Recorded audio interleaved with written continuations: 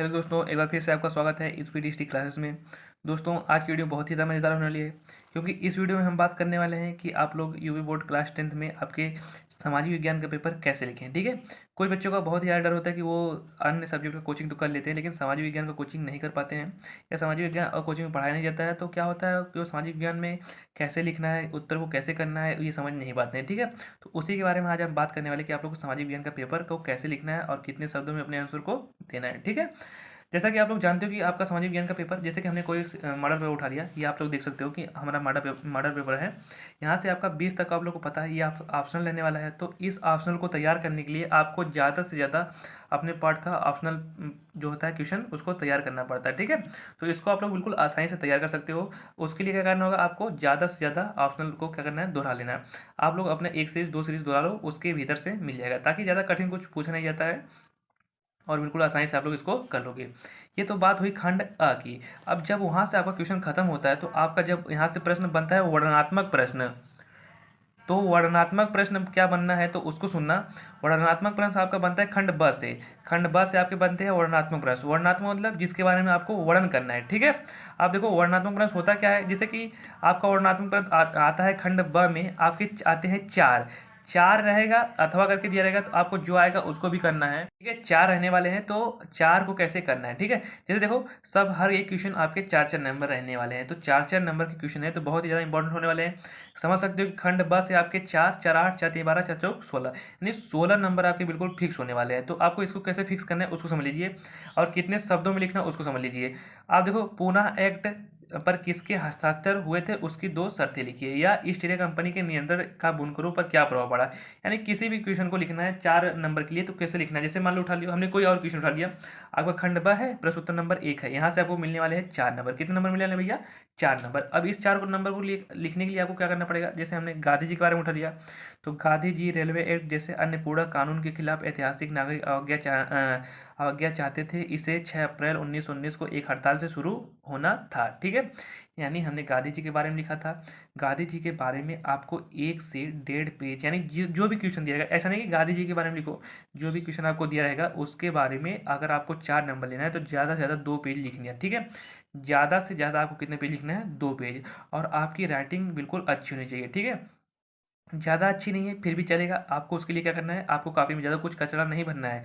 जितना पूछा गया बस उसके बारे में, अपने से कुछ उसमें बना के नहीं लिखना है। ठीक है, अब इसमें पूछा था गांधी जी के बारे में, तो आप लोग गांधी जी के बारे में लिखोगे। ठीक है, अब ऐसा नहीं कि आप लोग गांधी जी के बारे में पूछ रहे हो तो आप लोग पूना एक्ट लिख रहे हो, आप लोग रेलवे एक्ट लिख रहे हो।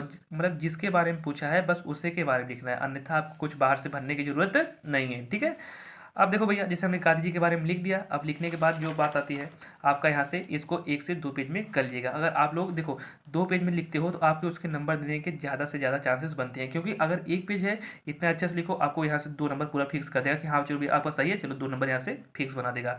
अगर इसी प्रकार आपने दूसरे पेज में लिखा है, तो आप लोग क्या करना, आपका 4 नंबर बिल्कुल फिक्स कर लेना। इसको कितने पेज में लिखना है आपको, 2 पेज में, और उससे ज़्यादा करने की कोई ज़रूरत नहीं है, क्योंकि आपका टाइम मैनेज नहीं हो पाएगा। ठीक है, इसलिए आपको क्या करना है, जो आपका ये खंड ब वाला क्वेश्चन है उसको हमें हर क्वेश्चन को कितने पेज में लिखना है, 2 पेज में। ठीक है, अब बात आती है क्वेश्चन नंबर 2 की। दूसरा क्वेश्चन भी देख सकते हो, जैसे हमने उठा लिया, उदरवाल लैटिन भाषा के शब्द लिबर से बना हुआ है, जिसका अर्थ है आज़ाद। अब आज़ादी के बारे में हमने बता दिया कि आज़ादी क्या है, कैसे है, उसके बारे में आप लोग लिखोगे। और हमने क्या बताया कि खंड ब के सभी प्रश्नों को, जितने खंड ब में प्रश्न आए हैं सभी प्रश्नों को कितने पेज में लिखना है, 2 पेज में, क्योंकि 1 पेज से आपको मिलने वाले हैं 2 नंबर।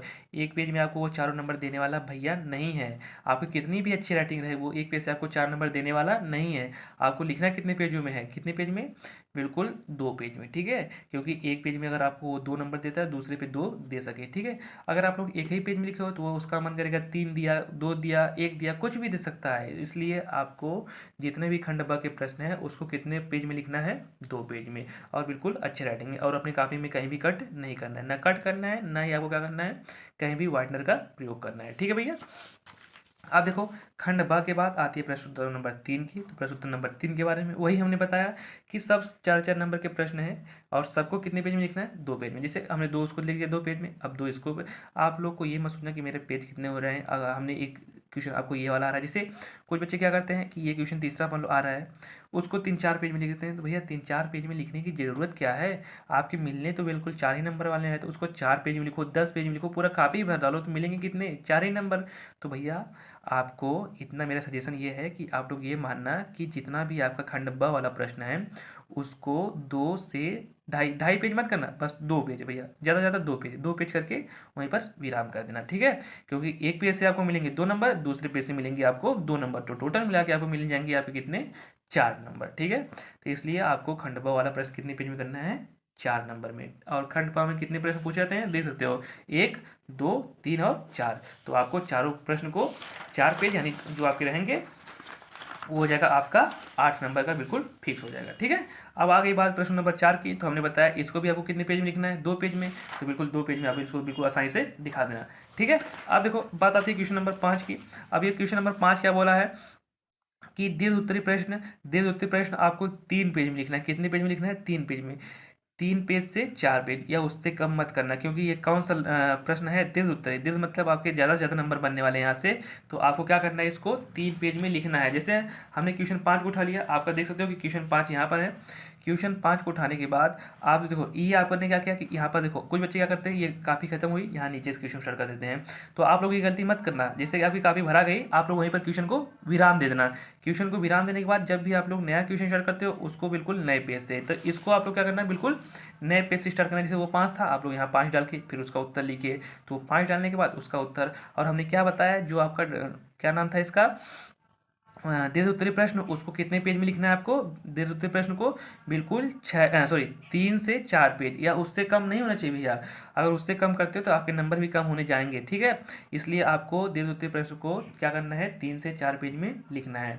दोस्तों हम बता दें कि अगर आप लोग सच में चाहते हो कि यूपी बोर्ड एग्जाम में अच्छा से अच्छा स्कोर करना, तो जितना बताया रहा है उसके आधार पर अगर आप लोग फॉलो करते हो तो आपको किसी भी विषय में नंबर कटने वाले नहीं है। मेरी गारंटी है कि आप लोग सभी सब्जेक्ट में 90 नंबर के ऊपर पाने वाले हो, ठीक है। तो इसलिए आप लोग क्या करना है भैया, हमने पहले बताया खंड ब के प्रश्नों को 2-2 पेज में लिखना है, ठीक है, क्योंकि वहाँ से 4 नंबर फिक्स होंगे। फिर खंड, जैसे ही आप खंड ये वाला आता है दीर्घ उत्तरी प्रश्न, 5वां वाला प्रश्न स्टार्ट करते हैं, तो उसको क्या करना है आपको, 3 पेज से 4 पेज। क्यों, अगर एक पेज पे 2 नंबर देता है तो 3 पेज मिला के आपके कितने नंबर बनेंगे, 6 नंबर। तो इसलिए आपको वो गलती नहीं करना है। दीर्घ उत्तरी प्रश्न को 6 पेज में, और खंड ब के प्रश्नों को आपको कितने पेज में करना है, 2-2 पेज में, और बाकी आपको बाहर से कुछ भरना नहीं है, ठीक है। अब देखो, अब बात आती है इसी प्रकार क्वेश्चन नंबर 6 को देख लेते हैं। आपका क्वेश्चन नंबर 6 बोला है, ये भी 6 आपका क्या है, 6, 7 और 8 ये आपके रहने वाले हैं दीर्घ उत्तरी प्रश्न। तो देखो 6, 7, 8 जो प्रश्न है वो कौन से हैं, दीर्घ उत्तरी। तो जो आपका 6वां प्रश्न है उसको भी कितने पेज में लिखना है, 3 पेज है। आपके ये जो बनेंगे कितने पेज बनेंगे आपके, 3 पेज। 3 पेज से कम आपको इसको मत करना, क्योंकि अगर 3 पेज से कम करते हो तो आपके नंबर कटने के ज़्यादा चांसेस बन जाते हैं। तो 6, 7, 8, 9 आपको 3 पेज से कम नहीं करना है। तो भैया सुनो, आपका जो वो था, क्या नाम था, 2-2 नंबर वाला, सॉरी 4-4 नंबर वाला, वो आपके 4 क्वेश्चन थे, तो उसको 2-2 पेज, 4 दूनी 8 पेज। फिर ये 4 क्वेश्चन है, इसको भी 3-3 पेज, तो 3 चौका 12, तो 12 और वो 8, 20 पेज आपको जाएंगे। तो अगर सामाजिक विज्ञान में अच्छा से अच्छा स्कोर लेना चाहते हो तो आपके 20 पेज जाने वाले हैं। अगर आप लोग उससे कम करते हो तो भैया वही काम है कि आपके नंबर भी क्या हो जाएंगे, कम हो जाएंगे। इसलिए आपको क्या करना है, 20 पेज से कम को लिखना नहीं है, ठीक है। अब देखो भैया बात आती है इसी प्रकार, ये 6वां हो गया। और हाँ, एक बात और ध्यान रखना कि अगर आप लोग समाज विज्ञान का पेपर दे रहे हो तो ज़्यादा से ज़्यादा हेडिंग बना के लिखो। क्योंकि अगर हेडिंग बना के लिखते हो तो उसका एग्जामिनर के ऊपर अच्छा से अच्छा इफेक्ट पड़ता है, और आप लोग के नंबर ज़्यादा मिलने के चांसेस ज़्यादा बन जाते हैं। इसलिए आप लोग को जब भी समाज विज्ञान का क्वेश्चन कर रहे हो, ज़्यादा से ज़्यादा क्या करना, हेडिंग बना के लिखते चलना, ठीक है। अब बात आती है वही प्रकार से क्वेश्चन नंबर 7 का।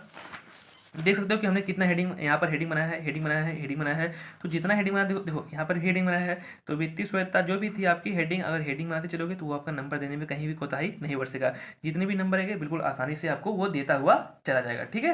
लेकिन आप लोग गलती करते हो, हेडिंग नहीं बनाते हो, बिल्कुल एक ही सब गोजागाजी करते चले जाते हो, तो आपके नंबर कटने के ज़्यादा चांसेस बन जाते हैं, ठीक है दोस्तों। अब देखो बात आती है इसके बाद क्वेश्चन नंबर 7 की। उससे पहले हम बता दें दोस्तों कि अगर आप लोग ज़िंदगी में सफल विद्यार्थी बनना चाहते हो तो आप लोग अपने समय को बर्बाद मत करो। क्योंकि भैया देखो, सफल और असफल विद्यार्थी में फ़र्क इतना होता है कि जो सफल विद्यार्थी होते हैं वो अपना समय जो होता है देखते हैं कि हमारा समय हमको कहाँ व्यतीत करना है, पढ़ाई लिखाई, मतलब जिससे उनको क्या हो, शिक्षा प्राप्त हो, उसमें अपना समय व्यतीत करते हैं। लेकिन वहीं जो असफल विद्यार्थी होते हैं उनको छोड़कर बाकी वो अपना जो समय होता है फालतू चीज़ें में, जैसे इधर उधर घूमने टहलने में, अपने दोस्तों के साथ मस्ती करने में व्यतीत करते हैं। तो सफल और सफल विद्यार्थी में बस इतना ही फ़र्क होता है, क्या होता है कि वो अपने समय के महत्व को समझता है, लेकिन वहीं असफल विद्यार्थी जो होते हैं वो अपने महत्व को समझ नहीं पाते हैं। तो मेरे भाई, सफल विद्यार्थी बनो और अपने समय के महत्व को समझो। अगर आप लोग ज़िंदगी में आगे चल के कुछ करना है तो आप लोग को अपने समय के महत्व को समझना बहुत ज़रूरी है, क्योंकि टाइम इज ए बहुत इंपॉर्टेंट, समय बहुत ज़्यादा महत्वपूर्ण है। अगर जो इसके महत्व को समझ गया भैया, ज़िंदगी में उसको आगे बढ़ने से कोई रोक नहीं सकता। लेकिन जो इसके महत्व को नहीं समझा, उसके वो ज़िंदगी में आगे चल के कुछ नहीं कर पाएगा। आप लोग खुद सोचो दोस्तों, अगर आप लोग इस टाइम पढ़ रहे हो, अगर आपने कभी सोचा कि हमें आगे चल के क्या करना है, आप लोग खुद सोचो कि भैया अगर हम इस समय नहीं पढ़ेंगे आगे चल के क्या करेंगे। इस टाइम तो आप लोग जो मांगते हो घर से सब मिल जाता है, लेकिन आगे चल के आपकी मदद कौन करने वाला है? आपकी मदद आगे चल के कोई भी करने वाला नहीं है। इसलिए मेरी सजेशन ये है कि अभी भी आपके पास समय है। अभी आप लोग यूपी बोर्ड एग्ज़ाम देने आ रहे हो, यूपी बोर्ड एग्ज़ाम देने के बाद आप क्लास 12 और 12 का एग्ज़ाम दीजिए। उसके बाद जो भी आगे करना है आप लोग अपनी ज़िंदगी के आधार पे कीजिए, ठीक है? और ताकि आप लोग ज़िंदगी में आगे चल के कुछ कर सको। और एक सबसे बात इंपॉर्टेंट जो हमेशा कहते हैं, रिवीजन।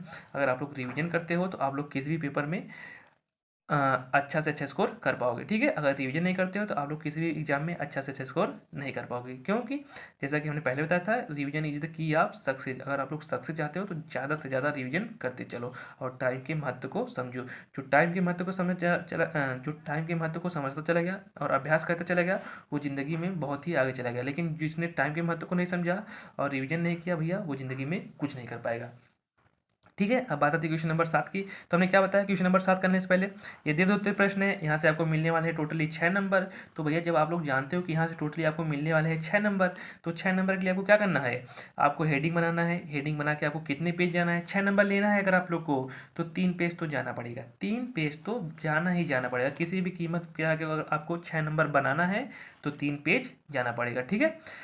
तो आपको क्या करना है, 3 पेज और प्लस का हेडिंग, यानी हेडिंग तो चाहिए और साथ ही 3 पेज चाहिए। और चाहिए आपको कितने नंबर, 6। अगर आप लोग 6 नंबर चाहते हो तो 3 पेज बनाओ, हेडिंग बनाओ और अपने 6 नंबर लेके जाओ, ठीक है? अब देखो बात आती है आठवां प्रश्न। अब आठवां प्रश्न आप लोग खुद देख सकते हो कि हमने इसका लिखा, इसके बारे में हेडिंग बनाया, हेडिंग बनाने के बाद उस हेडिंग के बारे में लिखा, फिर देखो सकते हो कितना अच्छा लिखा गया इसमें कि ये कहीं भी कट नहीं है और क्वेश्चन को कितने दूर दूर कितने अच्छे शब्दों में लिखा गया है। तो इसका एग्जाम के ऊपर इफेक्ट पड़ता है और ज़्यादा नंबर मिलने के चांसेस बनते हैं। देखो कुछ बच्चे क्या होते हैं कि सर हमें तो सब आ रहा था लेकिन हमारा नंबर कहाँ से कट गया। नंबर बच्चा तुम्हारा कटा यहाँ से है कि तुमने क्या किया है कि सब क्वेश्चन को एक ही मिला दिया है, न हेडिंग बनाया है न कुछ बनाया है। तो उसका एग्जाम के ऊपर बहुत प्रभाव पड़ता है कि भैया इसने सब एक ही में लिखा है, सब गोजागाजी किया है, तो गोजागाजी वाली नंबर भी मिल जाएगा आपको। तो इसलिए आपको गोजागाजी वाला अगर नंबर नहीं चाहिए तो हेडिंग बनाओ और 3 पेज बनाओ, 3 से 4 पेज बनाओ अगर आपको 6 नंबर चाहिए तो, ठीक है? अब देखो बात आती है क्वेश्चन नंबर 9 की। तो आपका क्वेश्चन नंबर 9 देख लेते हैं। 9 देखने से पहले हम आपको बता दें, ये आप लोग देख सकते हो कि 9वां वाला जो दिया गया है मानचित्र कार्य। मानचित्र कार्य होता कहाँ से है, तो मानचित्र कार्य के लिए आपको जो सर रहेंगे आपको 2 देंगे मानचित्र, ठीक है? 2 मानचित्र आपको मिलेगा, कहाँ से मिलेगा, स्कूल की तरफ से। और उस मानचित्र को आपको अपने उत्तर पुस्तिका में लगाना है। लगाना कैसे है, ऐसे थोड़ी ना मिल गया कि हमने लगा दिया आपका मिल जाएगा आंसर। आपको लगाना कैसे है, इसको करने के बाद अब ये क्या है, अब वह जहाँ जी विचाराधाराचार्य की अध्यक्षता वाला सन 1920 में भारतीय राष्ट्रीय कांग्रेस का अधिवेशन हुआ। मान लो जिसे कांग्रेस का अधिवेशन कलकत्ता में हुआ, अब कलकत्ता कहाँ है उसको लिखना है। फिर वह स्थान जहाँ जनरल डायर के निहत्थे लोगों ने गोलियां चलवाई, जैसे कहाँ था वो बताए थे ना, पंजाब के अमृतसर में। तो अमृतसर कहाँ पड़ता है। अब वह स्थान जहाँ घटी घटना के कारण गांधी जी ने असहयोग आंदोलन वापस ले लिया। फिर वह स्थान जहाँ नमक हाथ में लेकर नमक विरोधी कानून को तोड़ा गया। फिर वह स्थान जहाँ जवाहरलाल नेहरू की अध्यक्षता में सन 1929 में भारतीय राष्ट्रीय कांग्रेस का अधिवेशन हुआ। यानी आपको यहाँ से कितने नंबर करना है भैया, सुनो, यहाँ से आपके सभी नंबर करना है और सभी नंबर में मिला के आपको एक एक यानी 5 नंबर, देखो 5 नंबर इस वाले से और 5 नंबर यहाँ से, आपको जो था मानचित्र से टोटली 10 नंबर मिलने वाला है। तो मानचित्र बिल्कुल गड़बड़ाइएगा मत, बिल्कुल अच्छे से मानचित्र आपको पढ़ लेना है। कि जैसे कि हमने कोई मानचित्र उठा लिया, आप लोग जानते हो कि भारत के नक्शे बारे में जैसे हमने उठा लिया अब चेन्नई कहाँ पड़ती है उसको समझ लेना। अब बिहार कहाँ पड़ता है। अब साबरमती आश्रम कहाँ पड़ता है। कलकत्ता पड़ता कहाँ है। पंजाब प्रांत की राजधानी लाहौर कहाँ पड़ती है। तो जैसे कि अब हम देखो, जैसे मान लिया आपका ये भारत का नक्शा बना लिया, ठीक है, ये भारत का नक्शा है, ठीक है, मान लो, जैसे मान लेते हैं ये आपका है ईस्ट, ये आपका वेस्ट है, ये आपका नॉर्थ है, ये आपका क्या है, साउथ है, ठीक है। अब जैसे मान लो क्या पड़ता है, यहाँ पर जो पड़ता है उसको दिखा दीजिएगा। जैसे अब बिहार था यहाँ पर इसके सटे हुए, तो बिहार बनाना है, बिहार जहाँ पर है उसको। अब यूपी जहाँ है, जिसे जिसके बारे में बता दिए, कलकत्ता कहाँ है तो कलकत्ता कहाँ है। अब वेस्ट बंगाल जहाँ है, ये वेस्ट बंगाल, मतलब जो भी जहाँ है उसके आधार पे आप लोग को बनाना है। तो आपके देख सकते हो कि आपके यहाँ से मानचित्र से आपके 10 नंबर क्लियर होने वाले हैं। तो आपको मानचित्र को बिल्कुल नहीं छोड़ना है। अगर आप लोग सच में चाहते हो कि यूपी बोर्ड एग्जाम में अच्छा से अच्छा स्कोर करना, तो आपको मानचित्र देखो, फिक्स नंबर मानचित्र और 20 नंबर ऑप्शनल, ये तो आपके मिलने वाले हैं कितने, 30 यहाँ से मिल जाएंगे टोटली। और देखो भैया 30 यहाँ से और 30 स्कूल से, टोटली आपके 60 नंबर। तो जब 60 नंबर आपके फिक्स है तो 40 नंबर बस आपको लिखना है। तो 40 नंबर के लिए भैया फटाफट लिख सकते हो बिल्कुल आसानी से, बिल्कुल कोई घबराने वाली बात नहीं है। हमने क्या बताया, खंड खंड जो आ वाले रहेंगे आपके, खंड आ के बाद तो ऑप्शनल। अब जब ब की बात आती है, ब में आपको कितने पेज लिखना है, 2 पेज, 2 पेज। और नंबर कितने मिलेंगे आपके, 4। तो 2 पेज के लिए कितना नंबर लिखना है, 2 पेज 4 नंबर के लिए। फिर उसके बाद जो खंड ब के बाद आएगा, उसके बाद आपका आएगा कितने पेज, आपका जो रहेगा 3 से 4 पेज, यानी 3 से 4 कर सकते हो, 3 नहीं 3 से 4 पेज। और आपके मिलेंगे आपके 6 नंबर, ठीक है। अगर सोचो दोस्तों, अगर वो एक पेज पे 2 नंबर देता है, अगर आपने 4 पेज लिखा है, तो फटाक से आपके 6 नंबर काटने के कई चांसेस उसके बनते ही नहीं, आपके पूरे नंबर मिलने के चांसेस रहेंगे। इसलिए आप लोग जितना हो सके उतना अच्छे से लिख लेना, ठीक है। यानी लॉन्ग वाला आंसर 3 से 4 पेज, और शॉर्ट वाला आंसर 2 पेज, उससे ज़्यादा लिखने की कोई ज़रूरत नहीं है। इसलिए जितना हो सके अच्छे से आप लोग कर लेना, और मानचित्र वाला भी आप लोग क्या करना, दर्शा लेना, ठीक है दोस्तों। और इस वीडियो को ज़्यादा से ज़्यादा शेयर करें ताकि सभी बच्चे क्या करें, सामाजिक विज्ञान में अच्छा से अच्छा स्कोर कर सकें। ये श्रृंखला जो हमने स्टार्ट किया है, जिसमें बोर्ड एग्जाम में आप लोग को अच्छा से अच्छा स्कोर करना है, आप लोग को ठान लेना भैया कि हमको अच्छा से अच्छा स्कोर करना है, ठीक है। एक बात भर लो दोस्तों दिमाग में, जिस समय कोई विद्यार्थी फेल होता है उस समय उसकी व्यवस्था पे नहीं, सब उसके ऊपर, उसके परिवार वाले के ऊपर लोग आवाज़ उठाने लगते हैं कि क्या भैया, क्या ध्यान दे रहे थे कि बच्चे पढ़ नहीं रहे थे, या वह फलान ढिकान। उसके बहुत से लोगों का सामना करना पड़ता है कि जो, अगर वो बच्चा सच में मेहनत किया, फिर भी अगर उसकी गलती नहीं है फेल होने में, फिर भी बाहर वाले लोग सुनाते हैं कि नहीं भैया गलती तुम्हारी ही थी। तो भैया उनको दिखा दो कि भैया गलती मेरी कुछ भी नहीं है, हमने अच्छे से पढ़ा और पीओ एग्जाम में टॉप किया, ठीक है। ताकि आपका नाम हो, साथ ही आपके परिवार का नाम हो, और आप लोग ज़िंदगी में आगे आगे चल के कुछ ना कुछ करिए, ठीक है दोस्तों। इसी उम्मीद के साथ मिलते हैं नेक्स्ट वीडियो में, तब तक के लिए आपका बहुत बहुत धन्यवाद। और दोस्तों वीडियो को ज़्यादा से ज़्यादा शेयर कर देना, और वीडियो पसंद आए तो वीडियो को लाइक कर देना, ठीक है। मिलते हैं नेक्स्ट वीडियो में, ठीक है दोस्तों, तब तक के लिए बहुत बहुत धन्यवाद।